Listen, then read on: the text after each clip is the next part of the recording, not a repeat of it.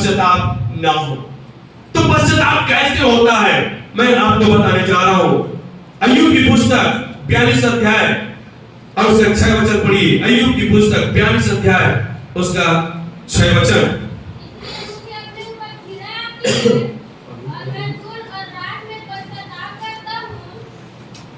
यहां पे लिखा है, इसलिए मुझे अपने ऊपर घृणा आती है और मैं धूल और राख में पश्चाताप करता हूं।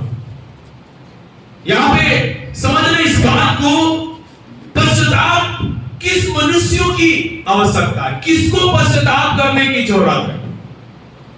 आज इस दुनिया में रहने वाले हर एक मनुष्य को परमेश्वर से मिलने के लिए, उद्धार और अनंत जीवन पाने के लिए, पवित्र आत्मा से भरने के लिए उसको पश्चाताप करने की आवश्यकता है।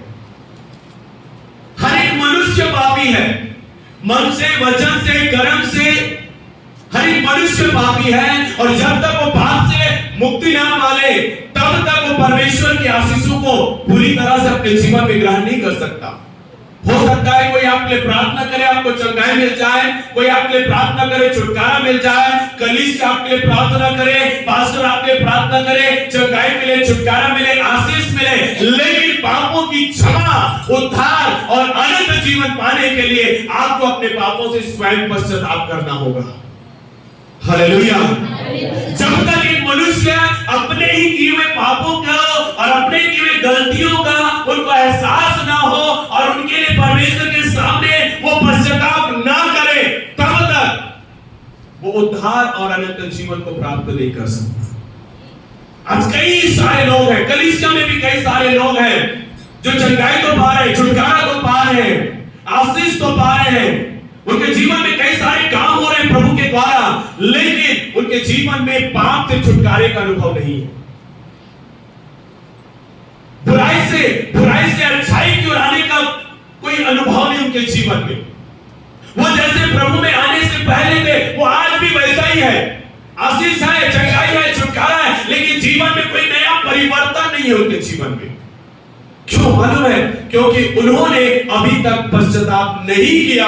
इस कारण से पाप, श्राप और शैतान का जो बंधन जो बना हुआ है, उस कारण से वो पूरी तरह से परमेश्वर के उस प्रबंध को प्राप्त नहीं कर पा रहा है। बोलो हालेलुया। तो आज आपको समझना है, यदि आपने पश्चाताप नहीं किया होगा तो आज आप पश्चाताप करके जाना यहां से, ताकि आपके लिए आशीष का द्वार पूरी तरह से खुले, ताकि परमेश्वर का हाथ पूरी तरह आपकी ओर बढ़े और परमेश्वर आपके लिए आशीष बोले। हालेलुया, है ना। यहां पे लिखा है अय्यूब के विषय में, अय्यूब ने क्या गलती किया उसके विषय में लिखा है, बहुत खरा था, अच्छा था, परमेश्वर का भय मानने वाला था, बुराई से दूर रहने वाला था, बहुत अच्छा इंसान था। वो अपने बच्चों के लिए भी परमेश्वर से प्रार्थना किया करता था। परमेश्वर इतना प्रसन्न था उससे, सब चीजें उसको दे दिया था, शैतान उसको छू नहीं सकता था।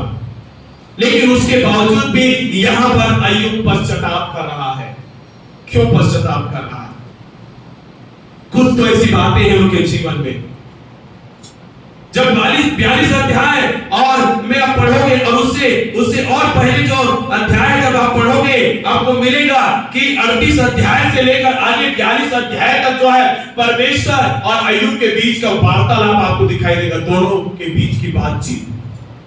परमेश्वर अय्यूब से बातें कर रहा है, अय्यूब परमेश्वर से बातें कर रहा है, दोनों की बातचीत चल रहा है। और बातचीत चलते चलते अय्यूब को एहसास हुआ, 42 अध्याय में एहसास हुआ कि मेरे जीवन में कुछ कमियां हैं, मेरे जीवन में कुछ गलतियां हैं, जिसके लिए मुझे अभी पश्चाताप करना चाहिए। और अय्यूब ने क्या किया?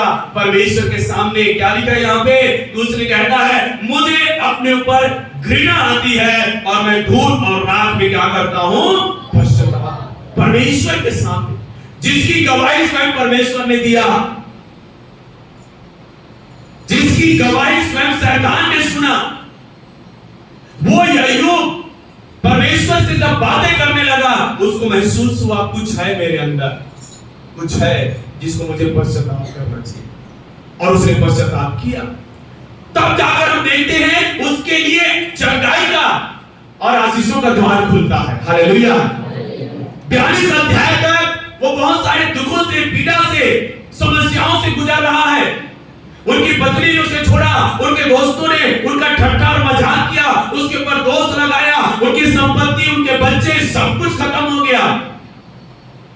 अब पूरा 41 अध्याय तक आप पढ़े तो जैसे ही 42वें अध्याय में आते हैं जहां पर अय्यूब पश्चाताप करता है अपने की हुई गलतियों का, उस समय पर परमेश्वर उसके लिए आशीष का द्वार खोलता है और उसकी प्रार्थना से उसके दोस्तों को चंगाई मिलता है। अय्यूब भी चंगा हो जाता है और 2 गुना आशीष वो परमेश्वर से पाता है। हालेलुया। उसने क्या महसूस किया आपको नहीं मालूम। परमेश्वर तारीफ करता है कि वो बहुत अच्छा इंसान है, लेकिन अय्यूब को अंदर से कुछ महसूस हुआ। हालेलुया। हमको भी ये महसूस करने की आवश्यकता है।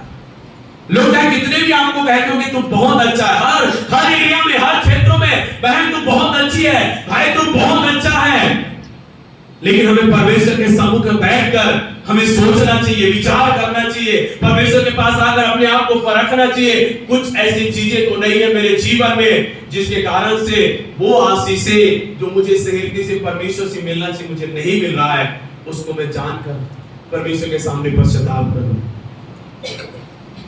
कई ऐसी चीजें हैं मेरे प्रियो, यदि आप देखें कि जिस दिन से हमने प्रभु को ग्रहण किया उस दिन से लेकर अब तक की कई सारे बुराई, गलतियों और पापों के लिए हम बार-बार परमेश्वर से पश्चाताप करते हैं, लेकिन जब से हम पैदा हुए हैं उस समय से लेकर मसीह में आने तक के लिए हमने क्या-क्या गलती और पाप किए हैं, उन सारी बातों को हम भूल जाते हैं और उनका पश्चाताप नहीं किए रहते हैं और वो पाप हमारे जीवन में बना रहता है, वो श्राप हमारे जीवन में बना रहता है जो सही रीति से आत्मिक जीवन में आगे बढ़ने